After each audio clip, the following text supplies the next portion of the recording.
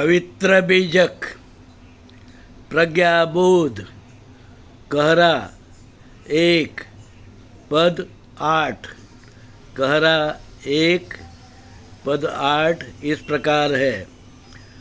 भोगऊ भोग भुक्ति जनि भूलहु, योग युक्ति तन साधहु हो। अब हम शब्द अर्थ जानेंगे। शब्द अर्थ, भोगऊ का अर्थ है जीना, भोग का अर्थ है कर्म और कर्मफल, भुक्ति का अर्थ है झूठा प्रचार, जानी का अर्थ है, जनी का अर्थ है संसार, ईश्वर, भूलहु का अर्थ है भुलाना, भूलना, योग युक्ति का अर्थ है जीने की कला, विचार, धर्म मान्यता, तन का अर्थ है शरीर, साधु का अर्थ है ठीक करना, निर्दोष करना, स्वस्थ बनाना। अब हम प्रज्ञाबोध जानेंगे। प्रज्ञाबोध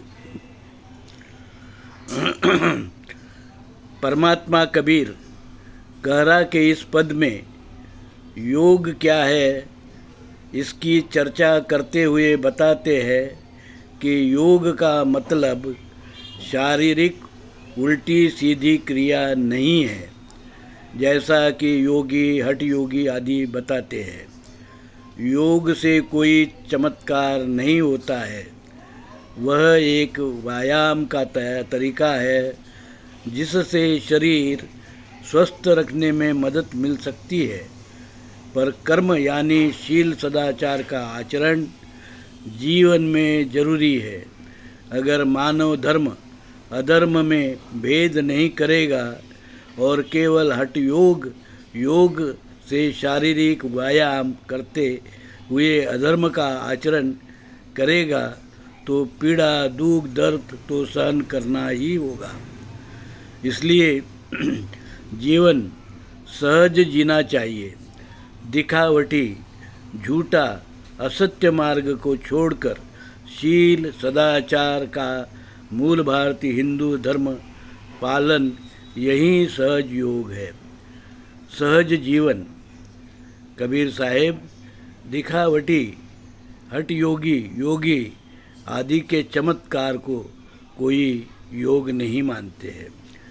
योग का मतलब है सच्चाई से जीना, सरलता से जीना, जिसे कबीर साहेब सहज योग कहते हैं। जहाँ असत्य है, झूठ है, फरेब है, मोह माया से भरा हुआ, लालच से भरा हुआ जीवन है, दूसरे को लूटते हैं, अछूत कहते हैं, शूद्र कहते हैं, विषमता का पालन करते हैं, भाई भाई में भेद करते हैं और जो हत्या करते हैं, प्राणी हत्या करते हैं, होम हवन में हत्या करते हैं, ऐसे सारे जो क्रियाकर्म हैं, अगर हम स्वस्थ भी रहे तो क्या मन स्वस्थ होगा? योग करने से शारीरिक स्वस्थता तो आ सकती है, पर हम अधर्म करेंगे तो मन की अशांति को ये योग जो है दूर नहीं कर सकते हैं। मन की अशांति को धर्म आचरण, शीलाचरण से ही दूर किया जा सकता है। लोगों को जो हम दुख पहुंचाकर कभी भी सुख नहीं हमें प्राप्त हो सकता है, मिल सकता है। यही कबीर साहब यहाँ इसी बात को हमें बता रहे हैं। यही सीख ये इस कहरा के माध्यम से परमात्मा कबीर हमें देते हैं। साधु साधु साधु।